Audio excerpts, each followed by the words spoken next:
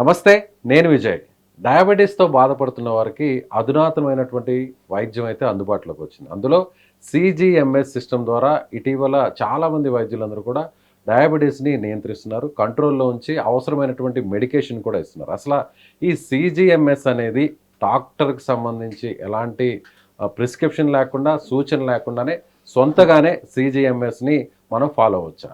వీటి గురించి డిస్కస్ చేద్దాం. మనతో పాటున్నారు senior physician, diabetes counsellor and consultant Kiran Ganga గారు. సార్ నమస్తే. నమస్కారం సార్. కిరణ్ గారు, చాలామంది రీసెంట్గా చూస్తే ఈ CGMS అనేది ఎక్కడ చూసినా కూడా ఇదే వినిపిస్తుంది.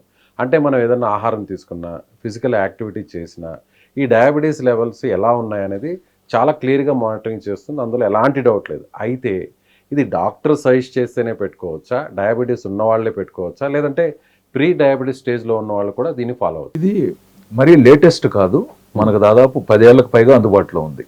లేటెస్ట్గా జరిగింది ఏంటంటే, మీరు ఏ ఫేస్బుక్లో చూసినా, యూట్యూబ్లో చూసినా వీటిని విచ్చలవిడిగా ప్రమోట్ చేస్తున్నారని సార్, అడ్వర్టైజ్మెంట్ చేయడం ఎక్కువైపోయింది. ఓకే. దీనివల్ల చాలామంది దీన్ని మిస్ఇంటర్ప్రిటేషన్ చేసుకోవటం, అనవసరంగా పెట్టుకోవటం, ఫ్లక్చువేషన్స్ని ప్రాపర్గా అనలైజ్ చేసుకోలేక చాలా మానసిక ఒత్తిడికి గురైపోయి నాకేమైపోతుందో, నేనేమైపోతాను, నేను ఉంటానా పోతానా అన్నట్టుగా మనసులో ఆలోచన తెచ్చుకొని లేనిపోని మందులు లేదా లేనిపోని డైట్లు చేసి అనవసరంగా లివర్, కిడ్నీ సంబంధించిన రిపోర్ట్లు పెంచుకోగలుగుతుంది. అదేం సార్, ఇప్పుడు మంచి జరగద్దని దాన్ని ఫాలో అవుతాము, దానివల్ల మళ్ళీ వేరే ప్రమాదం ఉండే అవకాశం ఉంది, వేరే అనారోగ్య సమస్యలు కూడా వచ్చే అవకాశం ఉందంటారా? సార్, ఇప్పుడు ఒక కారు కొన్నారు సార్, దాంట్లో చాలా మంచిగా కంట్రోల్ అన్నీ కనపడుతున్నాయి. అవును, ఏమేమో కనపడుతున్నాయి. మనం బేసిక్గా దాంట్లో ఏం కనపడాలి, ఎంత స్పీడ్ పోతున్నాం, మితిమీరి వేగంగా పోతున్నామా లేదా అనేది వరకు కనపడుతూ ఉంటే జనరల్గా సరిపోతుంది మనకి. ఫ్యూయల్ లెవెల్ ఎంత ఉంది, ఎస్. ఏదో కొన్ని కారణాల వల్ల చాలా ఎక్కువగా మనకు దాంట్లో ఇన్ఫర్మేషన్ మంచిదని చెప్పి, సేఫ్టీ అని చెప్పేసి చాలా ఇన్ఫర్మేషన్స్ ఇప్పుడు అందులో డిస్ప్లే అవుతున్నాయి.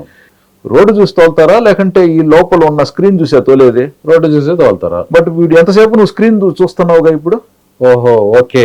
దాని మీదే కాన్సన్ట్రేషన్ ఉంటే రోడ్డు చూడడం ఆపేస్తారు, ఆటోమేటిక్గా యాక్సిడెంట్స్ ప్రమాదాలు జరుగుతున్నాయి. మరి సో ఇది మీరు కానీ కొంచెం అర్థం చేసుకోగలిగితే నేను ఎందుకు చెప్తున్నాను కూడా మీకు అర్థమైపోయింది. ఒక మనిషి ఏంటి, తన జీవనాన్ని తన జీవించాలి. అనవసరమైన వాటి మీద ఎక్కువగా టైం కేటాయించడం అనేది కరెక్ట్ కాదు. ఇప్పుడు డాక్టర్గా నేను న్యూట్రిషను, అమ్మ మీరు ఈ మందులు వేసుకోవాలి, న్యూట్రిషన్ మేడం మీరు ఇది తినకూడదు, ఇది ఇలా తినాలి, అది అలా తినాలి, ఇంత శారీరక శ్రమ ఉంటే మంచిదని ఒక ప్లాట్ఫామ్ పెట్టి ఇచ్చుంటాం.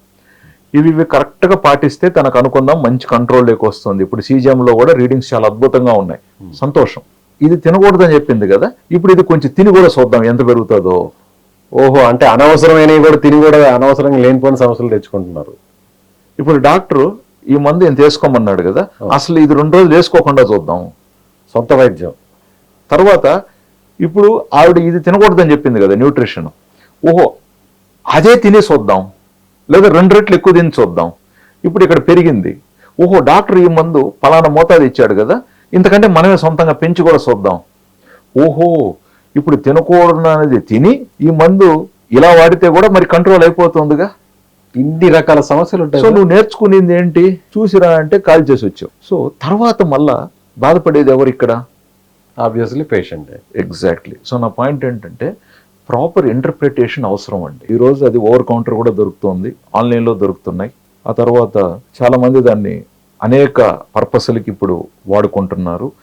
ఇంటర్ప్రిటేషన్ ప్రాపర్గా ఉన్నప్పుడు నేను చెప్పాలనుకుంటున్నది ఏంటంటే ఆ వ్యక్తి కానీ ఆ పేషెంట్ కానీ పీస్ఫుల్గా ఉంటారు. ఇప్పుడు నేను ఇంటర్ప్రిట్ చేశాను, నేనేమంటాను, అమ్మ మీ టైం ఇన్ రేంజ్ బాగుంది, కాకపోతే ఫలానా టైంలో మీ టైం అబౌవ్ రేంజ్ వెళ్తుంది, కాబట్టి ఇక్కడ ఏం జరుగుతుంది, సో మీరు ఇలా చేయండి, నేను మెడిసిన్ కొంచెం ఇలా అడ్జస్ట్ చేస్తాను, నెక్స్ట్ మళ్ళీ మనం చూద్దాం. తర్వాత లో షుగర్స్ అవుతున్నాయి, టైం బిలో రేంజ్ వెళ్ళిపోతుంది.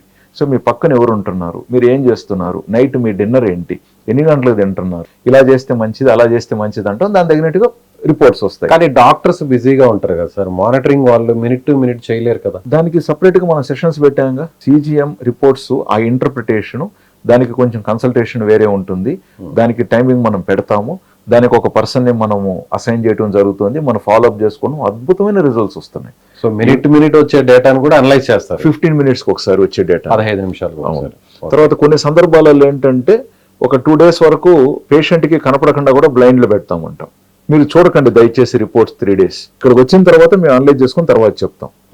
ఎందుకంటే ఇప్పుడు దాంట్లో రీడింగ్ ఉదాహరణకి 72కి వెళ్ళింది అనుకో, ఉమా డౌన్ అయిపోతుందా అని చెప్పేసి ఇతను భయపడిపోయేసి షుగర్ నీళ్లు తాగేది. బట్ ఆ 72 నుంచి అది ఫర్దర్ గా పడిపోతుందా, లేదా 72 నుంచి మనకు లివర్ ఆటోమేటిక్ గా హెపాటిక్ గ్లూకోజ్ అవుట్పుట్ ఇచ్చి కొంచెం షుగర్స్ పెంచుతుంది. మైల్డ్ గా లో షుగర్ వచ్చినప్పుడు మనం ఏం ఎక్స్ట్రా తినకపోయినప్పటికీ కూడా మన బాడీ షుగర్ లెవెల్స్ కాస్త పెంచుతుంది అనమాట. దాని కెపాసిటీ ఎంత ఉందో చూడాలనుకుంటాం. లో షుగర్ లెవెల్ 2 ఉంటుంది, బట్ అంత లో షుగర్ రిలేటెడ్ గా మనం అక్కడ మెడిసిన్స్ ఇచ్చుండకపోయి ఉండొచ్చు. సో ఏమవుతుందంటే ఇవన్నీ ఒక డాక్టర్ సూచనలతో వెళ్ళినప్పుడు పేషెంట్ కంఫర్ట్ జోన్ లో ఉంటాడు. సొంతంగా పెట్టుకున్నప్పుడు ఏంటంటే భయపడిపోతారు చాలా సందర్భాలు. ప్రతి చిన్న సందర్భాన్ని కూడా అవును, అది కాస్త పెరిగిన దానికి కూడా భయపడిపోవటం, లేదా కాస్త డౌన్ అయిపోయిన దానికి కూడా భయపడిపోవటం, ప్లస్ మిషన్స్ లో కొంచెం వేరియేషన్ ఉంటాయి. సో ఆ వేరియేషన్స్ డాక్టర్ అయితే మనకు తెలుసు, ఓహో ఇది యాక్చువల్గా ఇది ఇంత కరెక్ట్ కాదు, దీన్ని మనం ఇలా ఇంటర్ప్రిట్ చేసుకుందాం అని చెప్పి కొన్ని పెట్టుకుంటాం అనమాట. సో ఆ పారామీటర్స్ లెవెల్స్ అన్ని కూడా మీరైతేనే దాన్ని నీట్ గా అనలైజ్ చేయగలరు. తర్వాత వాళ్ళకి ఏదైనా ఎలక్ట్రోలైట్స్ ఇంబ్యాలెన్స్ అయినప్పుడు, డిహైడ్రేషన్ అయినప్పుడు రిపోర్ట్స్ మళ్ళీ అందులో రాంగ్ రావచ్చు. అది లో షుగర్ లాగా కూడా చూపిస్తుంది కొన్ని సందర్భాలలో.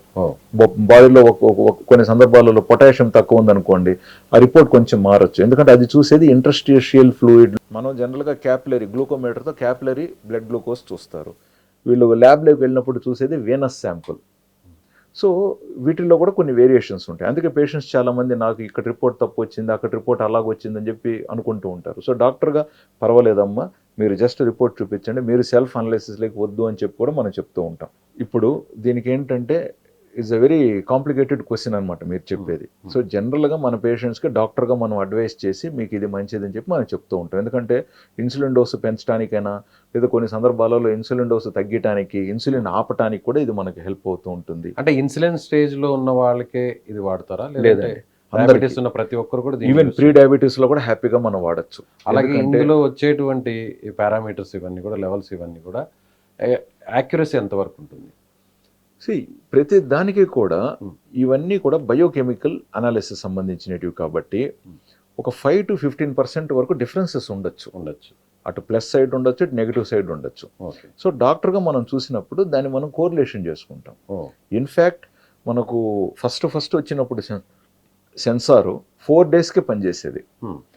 ప్లస్ ప్రతి 8 hours గ్లూకోమీటర్తో టెస్ట్ చేసి ఈ రీడింగ్ కూడా దానికి ఫీడ్ ఇవ్వాలి, అప్పుడే మనకు గ్రాఫ్ వచ్చేది అనమాట. సో ఇప్పుడు మనకు టెక్నాలజీ పెరిగింది కాబట్టి గ్లూకోమీటర్ రీడింగ్, దానికి ఫీడింగ్ ఇలాంటివన్నీ అవసరం లేకుండా 14 days వరకు మనకు ఎవ్రీ 15 minutes నుంచి మనకు రీడింగ్స్ వస్తున్నాయి అనమాట. కొన్ని సందర్భాలలో ఏమవుతుంది, పేషెంట్ ఇప్పుడు మనం ప్రాపర్గా ఎడ్యుకేట్ చేసాం, ట్రైన్ చేసాం, ఆయన ఇప్పుడు ఇండిపెండెంట్గా డెసిషన్స్ కూడా కరెక్ట్గా తీసుకుంటున్నాడు, అప్పుడు సెల్ఫ్ అలో చేస్తాం మనం.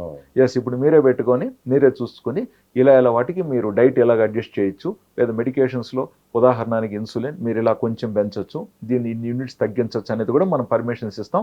తర్వాత వాళ్ళు దాన్ని అన్నీ కూడా డాక్యుమెంట్ చేసుకుంటారు అన్నమాట. Right sir, thank you so much.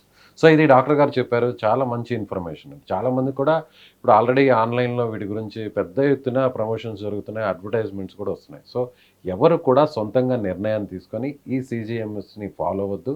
ఖచ్చితంగా డాక్టర్ గారు ప్రిస్క్రిప్ట్ చేస్తేనే, ఆయన కనుసనల్లోనే ఇలాంటి వైద్యాన్ని పొందాలని ఆయన కోరుతున్నారు. సో మీరేమనుకుంటున్నారు? కామెంట్ చేయండి. Thank you so much.